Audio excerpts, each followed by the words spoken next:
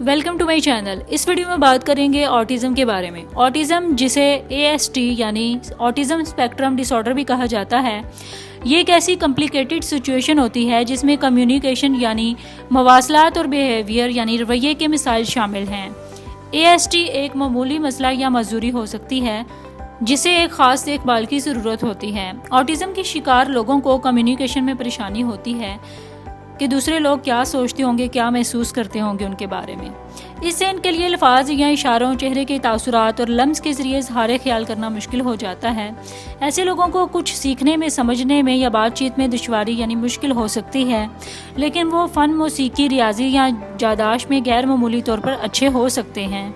اور ایسے لوگ ٹیسٹ آف انالیسس اور پرابلم سولونگ میں اچھی کارکردگی کا مظاہرہ کر سکتے ہیں. آٹزم کی سمٹمز یعنی علامات کیا ہو سکتی ہیں؟ نظر ملا کے بات کرنے میں ہچکچاہٹ محسوس کرتے ہیں، آئی کانٹیکٹ میں کمی محسوس کرنا، بعض جگہ پر بہت زیادہ دلچسپی لینا اور بعض جگہ پر نیرو ہو جانا، بار بار کچھ کرنا یعنی الفاظ یا جملے کو دہرانا یعنی بار بار ایک ہی عمل دہرانا، بات چیت میں پہل نہیں کرتے اور ان کو اپنے احساسات، جذبات کا اظہار کرنا ایک مشکل مرحلہ لگتا ہے اور اظہار میں کم سے کم الفاظ کا سہارا لیتے ہیں.